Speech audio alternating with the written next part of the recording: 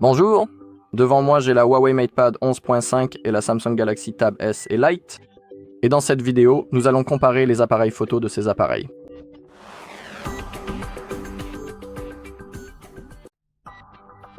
Très bien, commençons. Tout d'abord, ouvrons les applications appareils photo et commençons peut-être par le zoom maximal disponible sur les deux appareils. Pour la Huawei, le zoom maximal est de 5R, tandis que sur la Samsung, il est de 4R. Donc c'est un peu moins. L'autre point, c'est la possibilité de changer les filtres sur la Samsung. Il l'indique ici sous cette icône et sur la Huawei. Il l'indique ici en haut. Commençons par la Huawei. Ici, nous avons une liste des filtres disponibles sur cet appareil. Malheureusement, nous ne pouvons pas les modifier. Je veux dire, on ne peut pas ajuster un filtre déjà existant alors que sur la Samsung. Nous avons une liste de tous les filtres. Nous pouvons ajuster chaque filtre selon nos propres préférences. Par exemple, nous pouvons modifier la couleur, la température, la saturation, le contraste et l'intensité. C'est plutôt sympa. C'est un avantage pour Samsung. Nous pouvons également télécharger des filtres en cliquant sur cette icône.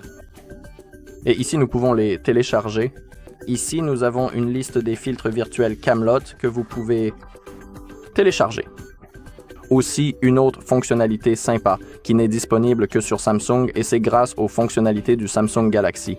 Lorsque nous faisons défiler vers le bas et que nous cliquons sur ce bouton plus, nous avons la possibilité de créer un nouveau filtre basé sur la photo que nous allons simplement choisir.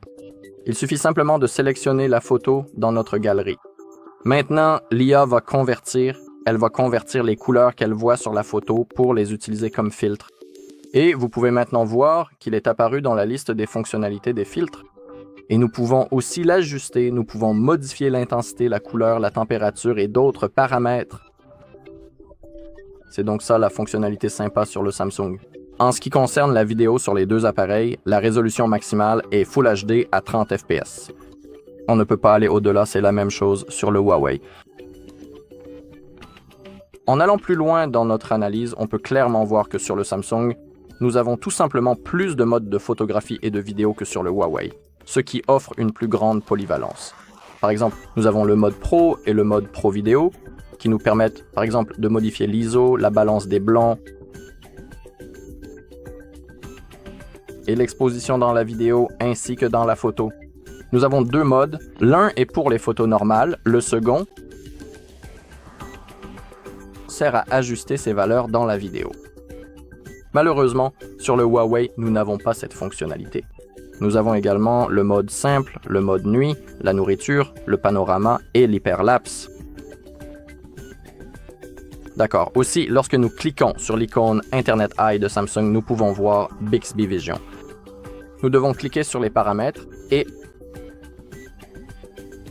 accorder une autorisation.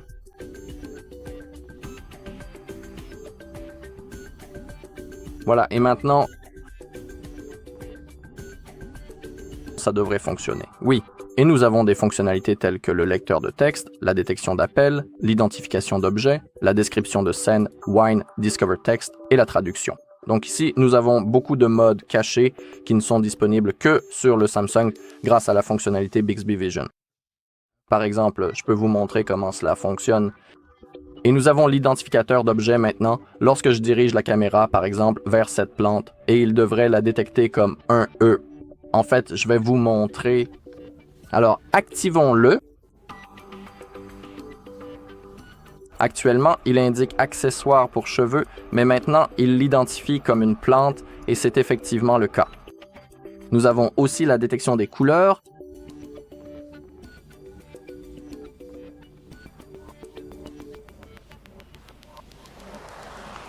Vous pouvez voir comment cela fonctionne. Donc, grâce à Bixby Vision, nous pouvons utiliser toutes ces fonctionnalités qui ne sont pas disponibles sur le Huawei. Il faut s'en souvenir. Et aussi, lorsque nous ouvrons les paramètres sur les deux appareils, nous pouvons sélectionner le minuteur ainsi que les résolutions vidéo. Même chose, bien sûr, pour la grille d'assistance. Ici, nous devons l'ouvrir et nous pouvons le régler dans les méthodes de prise de vue.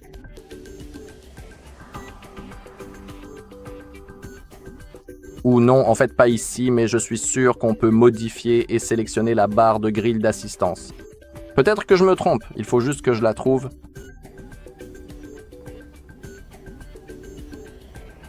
Oui, guide de composition. Et maintenant, nous pouvons sélectionner les lignes de grille, tout comme sur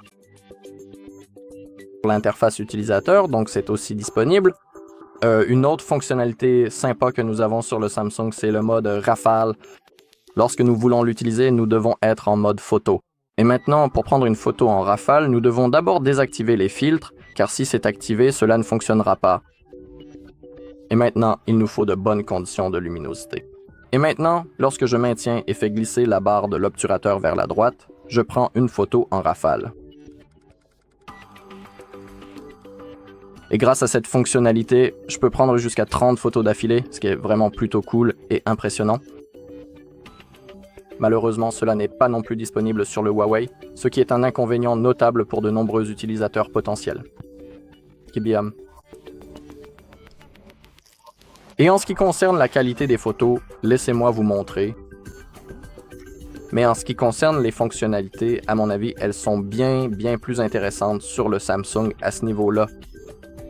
Laissez-moi ouvrir la galerie. Je vais vous montrer quelques photos que j'ai prises, puis je vous montrerai aussi la vidéo. Donc ici, nous avons la photo. En fait, laissez-moi télécharger cette mise à jour. Maintenant, nous avons des photos sur chaque onglet. Sur la droite, bien sûr, nous avons le Samsung et sur la gauche, nous avons la photo prise avec le Huawei. C'est le zoom 1x.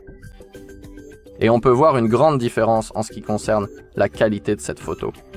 Sur le Samsung 8, ça rend bien mieux. On a de meilleures couleurs, une meilleure luminosité, et ça paraît tout simplement plus réaliste que celle-ci. Celle-ci paraît, je dirais, terne et triste aussi en ce qui concerne le rendu des couleurs. Voici la photo prise avec le zoom 2x. Voilà à quoi elle ressemble. Vous pouvez maintenant comparer la qualité des deux photos entre elles. C'est le zoom 3x. Sur les deux appareils, ici en fait, je dirais que ces photos se ressemblent assez. En ce qui concerne le zoom 3x, je pourrais même suggérer que sur le Huawei, le rendu est un peu meilleur avec le zoom 3x.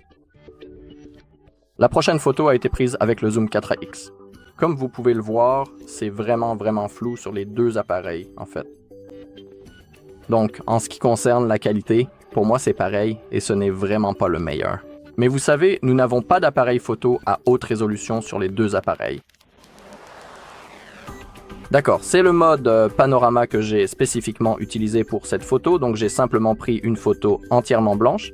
Vous pouvez maintenant jeter un œil attentif au niveau de détails vraiment impressionnants que l'on peut obtenir même avec une image aussi simple. Ici, je pense que je l'ai aussi fait. Oui, d'accord. Ici, c'est le panneau. En fait, laissez-moi faire défiler en même temps. Je vais zoomer sur les deux appareils. Commençons d'abord par le interface utilisateur. Vous pouvez jeter un œil au niveau des détails et dites-vous sur quel appareil cela vous semble tout simplement meilleur. Sur les deux caméras, cela semble en fait assez flou, voire même un peu indistinct. Comme je le disais, nous n'avons pas les meilleurs appareils photo sur ces appareils, mais c'est quand même cool que nous les ayons. D'accord. Voilà donc à quoi cela ressemble en ce qui concerne le mode panorama. Ici, j'ai également pris une photo d'un arbre à côté. Et c'était aussi le zoom 1x. Et ici encore, pour moi, le Samsung est clairement meilleur en ce qui concerne le zoom normal et le zoom 2x. Les photos sont tout simplement les meilleures. Vous pouvez comparer ces photos entre elles dès maintenant. D'accord. Et maintenant, j'ai aussi pris une courte vidéo. Je vais la lire sur les deux appareils. Et vous pourrez voir par vous-même laquelle vous semble la meilleure. Très bien, alors lançons la lecture. Dans les deux cas, c'est du 1080p, résolution est 30 images par seconde.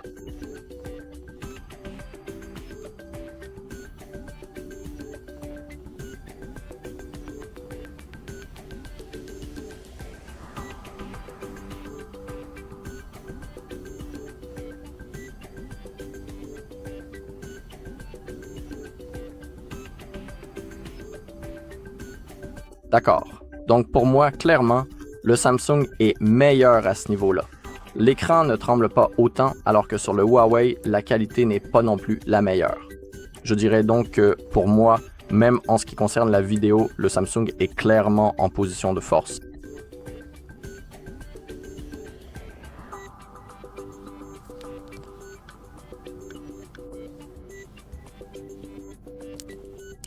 Merci d'avoir regardé. Si cette vidéo vous a été utile, laissez un like, un commentaire et abonnez-vous.